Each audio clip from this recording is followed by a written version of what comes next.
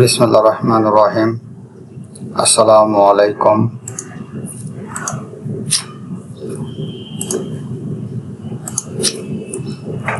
বিষয় কোড 27261, বিষয় cooling and heating load calculation, ষষ্ঠ পর্ব, ব্যবহারিক অংশ। Diploma in engineering, refrigeration and air conditioning technology. Job number 5। জবের নাম হল হিমাগার, ফিশ ফিজিং প্লান্ট, মাংস সংরক্ষণাগারের প্রোডাক্ট লোড নিরূপণ। Calculate the product load of a cold storage, fish fishing plant and meat storage. Cold storage বা হিমাগার, fish freezing plant বা মৎস্য সংরক্ষণাগার, মিট স্টোরেজ বা মাংস সংরক্ষণাগারের প্রোডাক্ট লোড ক্যালকুলেশন।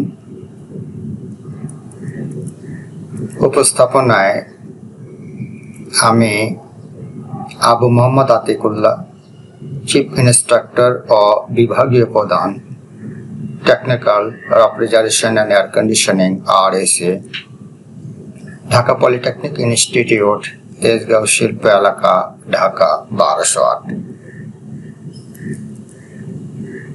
এই জবের উদ্দেশ্য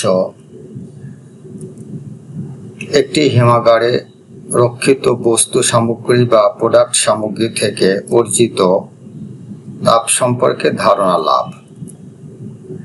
দ্বিতীয়ত, ফিশ ফিজিং প্লান্ট ও মাংস সংরক্ষণাগারে রক্ষিত মাংস থেকে অর্জিত তাপ সম্পর্কে ধারণা লাভ। ওয়ার্কিং প্রসিডিউর বা কার্যপ্রণালী। একটা কোল্ড স্টোরেজ বা ফিশ ফিজিং প্লান্ট বা মিট স্টোরেজ এর সংরক্ষণাগারের চিত্র, আর এটা হচ্ছে হিমায়ন চক্র। এর মধ্যে আছে compressor, condenser, receiver, expansion device বা মিটারিং ডিভাইস, ইভাপোরেটর। মানে হিমায়ন বা রেফ্রিজারেশন চক্রের প্রধান অংশ চারটে থাকবে: কম্প্রেসর, কন্ডেন্সার, এক্সপানশন ডিভাইস এবং ইভাপোরেটর।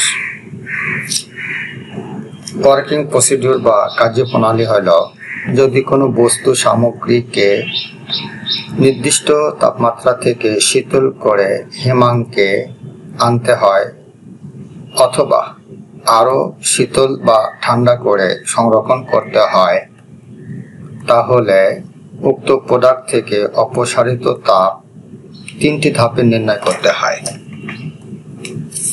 এটা খুব ইম্পর্টেন্ট একটা পার্ট। যদি আমরা কোনো প্রোডাক্ট থেকে তাপ অপসারণ করতে চাই বা 3টি ধাপে সেটা করতে হবে। ধাপগুলো কি কি এগুলো একটু পর্যায়ক্রমে দেখে নেই। প্রথম ধাপ হল প্রবেশকৃত তাপমাত্রা থেকে হিমাঙ্ক পর্যন্ত শীতল করতে প্রোডাক্ট বা বস্তু বা সামগ্রী কর্তৃক বর্ধিত তাপের পরিমাণ নিরূপণ করতে হবে বা অনুমেয় তাপ বা সেন্সিবল হিট। প্রথমে বের করতে হবে আমাদের সেন্সিবল হিট। সেন্সিবল হিটের ইকুয়েশন বা সমীকরণটা আমরা দেখি। কিউ সমান mstd বা কিউ সমান ms ডেল্টা টি। এখানে কিউ হলো গৃহীত বা বর্জিত তাপ প্রোডাক্টের। যে বস্তু রাখবো সেই বস্তুর গৃহীত বা বর্জিত তাপ। এম হলো মাস বা প্রোডাক্টের ভর। এইচ হলো প্রোডাক্টের আপেক্ষিক তাপ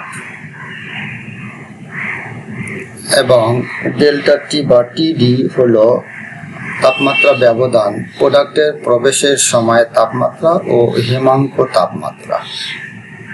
এই হলো 1 নম্বর সমীকরণ বা প্রথম ধাপ। আমাদের বের করতে হবে Q1 সমান mstd। দ্বিতীয় ধাপ হলো প্রোডাক্টকে জমিয়ে কঠিন অবস্থায় আনতে প্রোডাক্ট কর্তৃক বলীয় তাপের পরিমাণ নিরূপণ, সুপ্ত তাপ বা ল্যাটিন হিট বের করতে হবে। এখানে 2 নম্বর সমীকরণ হলো কিউ সমান ml। এখানে কিউ সমান আমরা জেনে গেছি, আর এম হচ্ছে প্রোডাক্টের ভর বা মাস, এল হলো প্রোডাক্টের ল্যাটিন হিট বা সুপ্ত তাপ। তৃতীয় ধাপ হলো হিমাঙ্ক থেকে সংরক্ষণ তাপমাত্রা আনতে প্রোডাক্ট কর্তৃক বর্ধিত তাপের পরিমাণ অনুমেয় তাপ বা সেন্সিবল হিট নিরূপণ। এখানে হচ্ছে কিউ সমান ms টিডি বা ms ডেল্টা টি। টিডি এবং ডেল্টা টি একই জিনিস। উপরোক্ত 3টে ধাপে তাপের যোগফলকে ঈপ্সিত বা কাঙ্ক্ষিত শীতলীকরণের সময় বা সেকেন্ড দিয়ে ভাগ করলে ঈপ্সিত তুল্য প্রোডাক্ট পাওয়া যাবে। এই হচ্ছে 3টে ধাপ, পর্যায়ক্রমে এগুলো বের করে নিতে হবে। এখন উদাহরণ নিজে করতে হবে, বিভিন্ন এক্সাম্পল থেকে এই কাজটা নিজে নিজে করে নিতে হবে এবং এটা সমাধান নিজেও করতে হবে। সতর্কতা, প্রিকুয়েশন, প্রোডাক্টের তাপ সূক্ষ্মভাবে নির্ণয় করার জন্য চিলিং রেট ফ্যাক্টর বা CLF বিবেচনা করতে হবে। চিলিং রেট দরকার যত ঠান্ডার ব্যাপার এখানে আছে। প্রয়োজনে শ্রেণী শিক্ষকের পরামর্শ বা সহায়তা গ্রহণ করতে হবে। মন্তব্য বা রিমার্কস, প্রোডাক্ট লোড সম্পর্কিত সমস্যাগুলো সমাধান করতে পারলে বা করলে প্রোডাক্ট লোড সম্পর্কে ধারণা অর্জন করবে।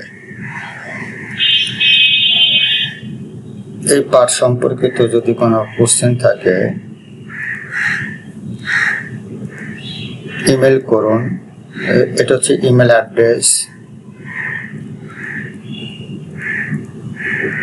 আর এই ক্লাসটি পুনরায় দেখতে ভিজিট করুন।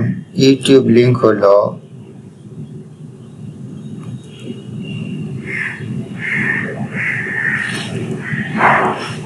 ধন্যবাদ সকলকে। Thank you for all. ধন্যবাদ।